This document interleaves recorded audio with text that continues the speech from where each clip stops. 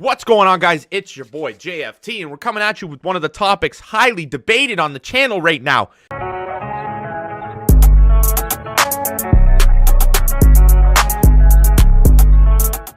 One of the videos we've posted a while ago on new MMA fighter coming from the NFL, coming off of a speculative past, a past that's controversial to say the least, but he's been accepted into the UFC and he's been given some big advantages that you don't see a lot of other MMA guys getting because obviously he's an MMA fighter with a controversial past. So the UFC has this thing that they do where if the law hands down a punishment and you serve the punishment of the law, the UFC will happily accept you into the ranks, and they'll put you where they deem fit to put you. So if you have a controversial past and they think that you're going to have eyes on you, they'll put you in a co-main event slot. Now, whether you're going to argue the bullshit about this, I don't care.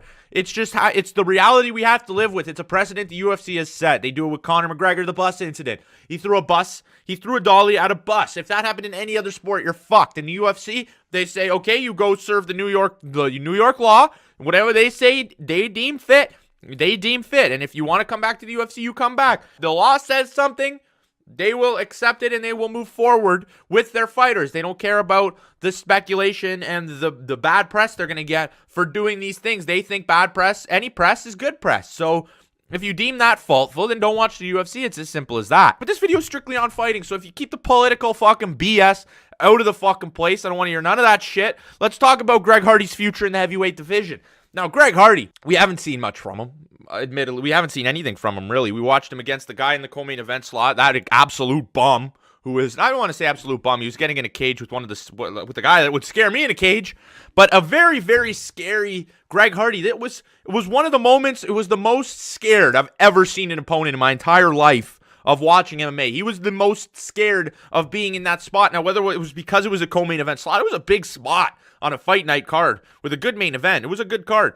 So whether it was that or whether it was the fact that he was fighting a guy with hands of steel, I don't know. And I thought this guy had a wrestling background, 9-2. He's got to have beaten some guys. But nonetheless, Greg Hardy goes out there and starches the dude inside one round. And what do you get with the political? You get with the stuff that I don't really think is based 100% and solely on MMA, on his fights, on his credentials in the octagon. But you get the guys that coming out and that's saying, man, this guy fucking sucks. Why is he here? He doesn't deserve a co-main event slot. Man, but blah, he's just coming off a controversial past. The UFC shouldn't let people like this fight for them. Let's talk MMA. Let's talk Greg Hardy, where he could go from here. Now, Greg Hardy, I like to prime example him right next to Derek Lewis. Now, maybe that's a discredential to Derek Lewis, who's been fighting for much longer than Greg Hardy has. But two guys, raw in their ability.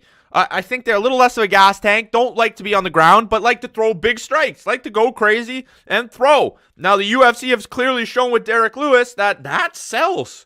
A win against Volkov in the third round where you're being torched, that gets you a title shot, man. You're going to fight Daniel Cormier, one of the best wrestlers at heavyweight. Obviously, you put Greg Hardy in there with Daniel Cormier is going to fuck him up. You put him in there with Stipe Miocic is going to fuck him up. That's obvious. Top two guys, fuck off. Obviously, Greg's not going to win. Greg needs way more time in the octagon to ever catch those guys. But then you go to the back of the ranks. You go to the back of the ranks at heavyweight. So if we go to the top 10 UFC heavyweight rankings, there's a lot of guys there that are a little suspect.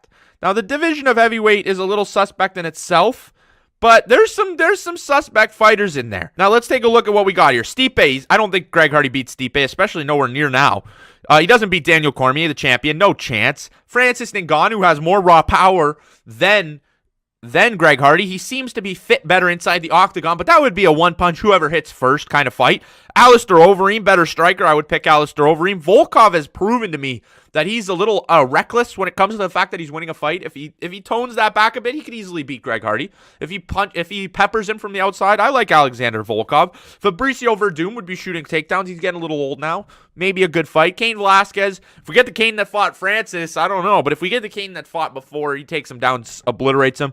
Junior Dos Santos, great. I would probably give Junior Dos Santos the edge in that fight. It's pretty close for me. I would say he'd had the exact advantage he'd have in the Derek Lewis fight. Curtis Blades fucks him up. Curtis Blades is an absolute savage of a wrestler. Takes him down, beats the fuck out of him. Derek Lewis, whoever hits first. That's what it is. Whoever hits first. And then you get into the bottom of the 15. Arlovsky. I think Arlovsky's a pretty easy matchup. Tai Tuilava. He's a good fighter. Again, who touches first? Greg Hardy, he has a chance to enter the top 10, and with more training under Din Thomas, I see this guy competing in the heavyweight division. Now, don't fucking come at me with, oh, man, you're supporting a woman beater, you're supporting this, you're supporting that. Fuck off with the politics. Keep it out of my comments. Keep it out of my videos. Let me know exactly what you think Greg Hardy's future in the heavyweight division of the UFC is going to say.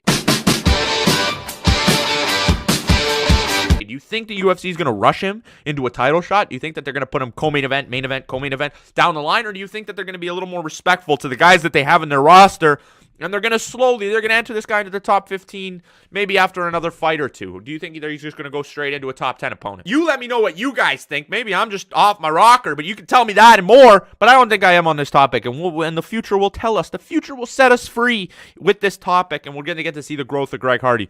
But thank you guys so much for watching, and if he fucks up again, fuck him. If he fucks up again, we'll see what happens.